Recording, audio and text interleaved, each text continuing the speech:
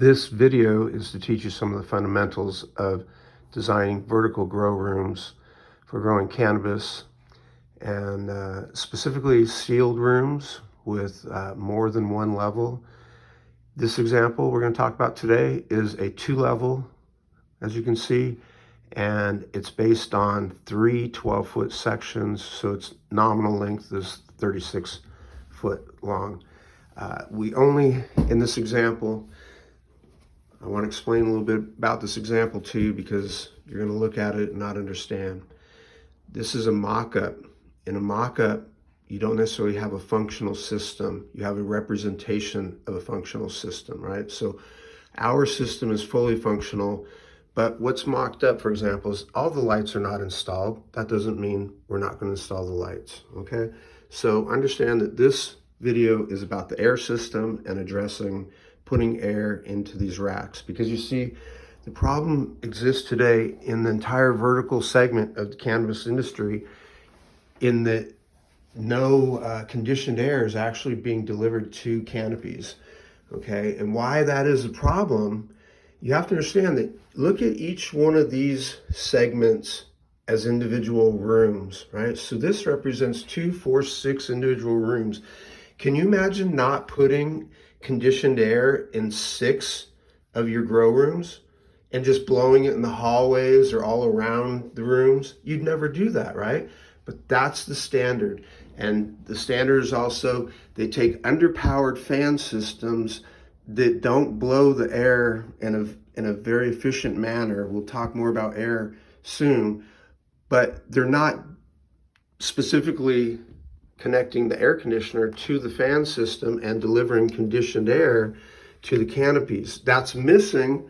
That's causing microclimates. I get calls every week or messages or some connection from Michigan, because there's a lot of these built in Michigan and they're suffering from microclimates. Canada calls too. So let's not talk about their designs anymore. Let's talk about design that actually will function and work. Now, how I know this will function and work is I've been building vertical multi-level ventilation systems since, well, I started designing them in 2016, 17, and I'm building them 17 and 18 and 19 and 20 and 21 and 22. And I've built them in multiple facilities and multiple styles. And so you're just getting to learn from all this experience, okay? So what you have to understand is that we have to deliver conditioned air to the load, and the lights are the load. So what does it say? We always start at the lights. Our example using 18 650 watt LEDs equals almost 12,000 watts, converts to almost 40,000 BTUs.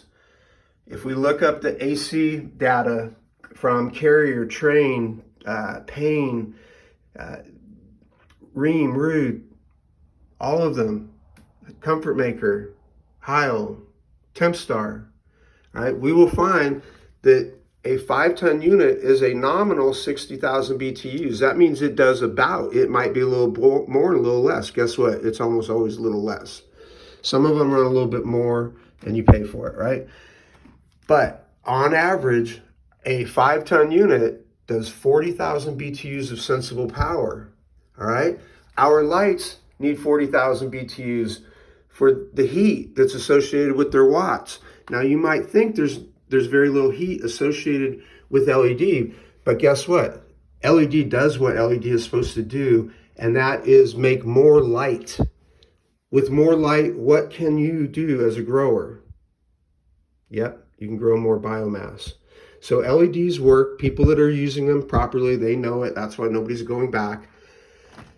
So when you deliver all this light, it may not turn into sensible energy, heat, right? It may not convert to this, but guess what? It converts to plants growing and to transpiration or just simply evaporation of the water that you're watering.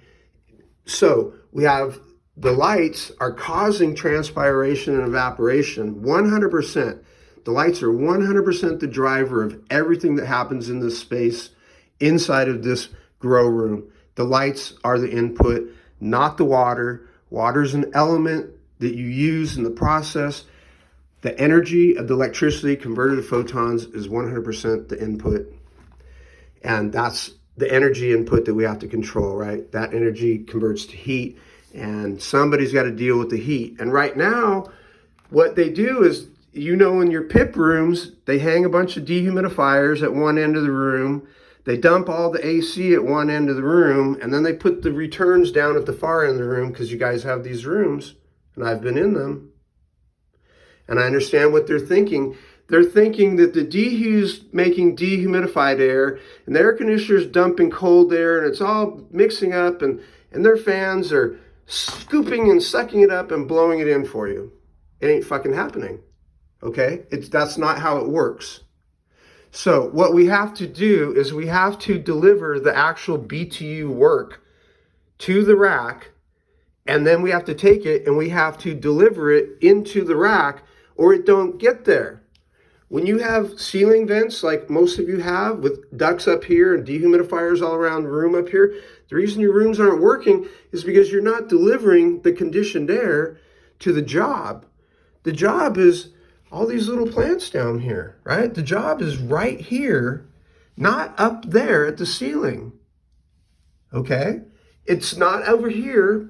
You know, I'm pointing at your PIP room where you have 4 dehumidifiers, right? You have 4 500-pint dehumidifiers hanging there. You got 20 tons of air conditioning and microclimate hell, okay? Because the way the air comes out in your system, let me explain to you how the air is coming out in your system. You're not getting really much air here. You're getting a lot more here, and you're getting almost all of it down here, and then your return air is here. So you have tremendous microclimate issues. That's why I'm here, teaching you how to fix it.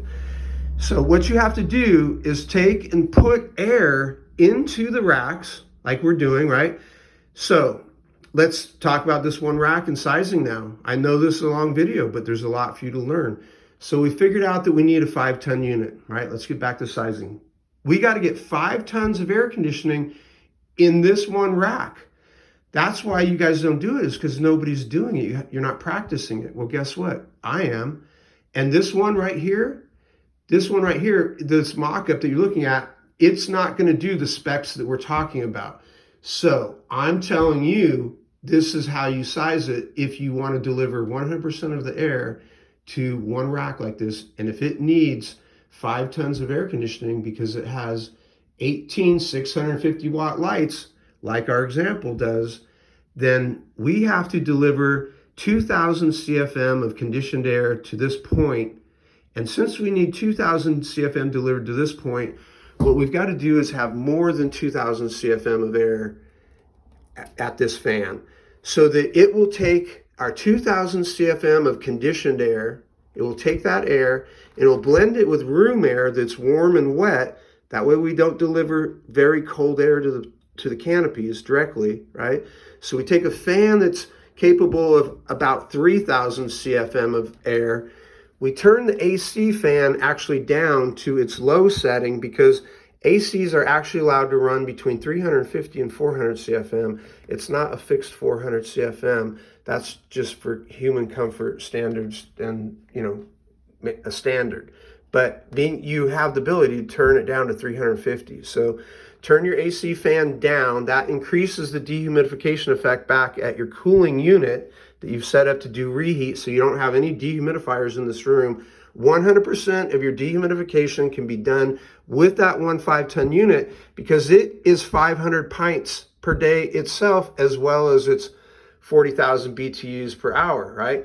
So that other 20,000 BTUs, you're going, well, what about the other 20,000? That's always dehumidification, because all air conditioners are dehumidifiers. Okay, so we got to get 2,000 CFM of conditioned air blended with a couple hundred CFM of room air to temper it and shove it into small ducts, because we don't have much space. This particular example, Innovative rack, their crank is all the way to the right in this illustration. It's all the way to the right-hand side of that rack. So we are centered in this one. So the example going up to Canada, you guys, I'm talking to you now, you guys are not going to go in the center. I hope you've made it this far. you're going to be offset as the other illustration I'm going to send you shows. So you're going to move this whole system to the left or to the right, depending on a couple of factors we're going to talk about. And that is your lights. So I've already figured out that the Fluence lights that you have, you can turn and we can run down this channel right here.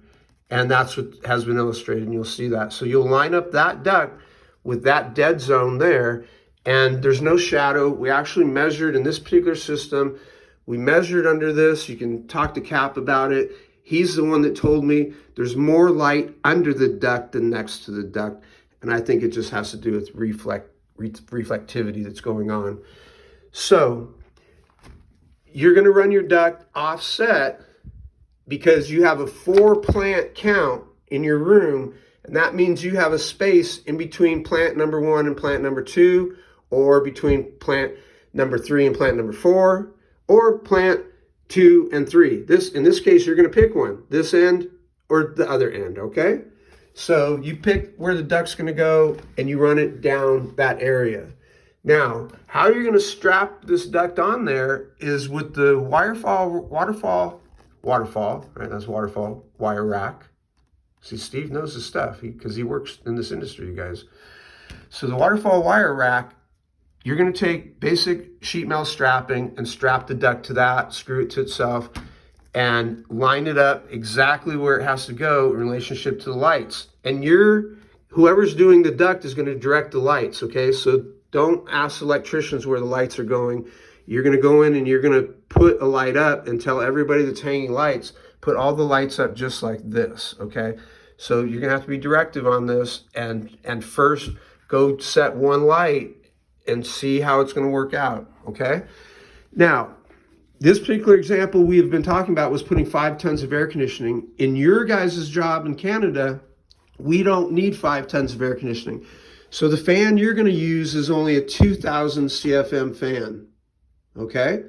And you have ducting that's all been sized to be able to deliver the air that fan's going to do. And we've now tested and worn, and your system will deliver approximately 1400 CFM. That's good for 2.5 tons of air conditioning. So when you add your second 5 ton or your 2 5-ton air handlers you're going to add, and you have a twin next to this, we're going to take that 1 5-ton air handler, we're going to connect 2.5 tons to one of these and 2.5 tons to its system.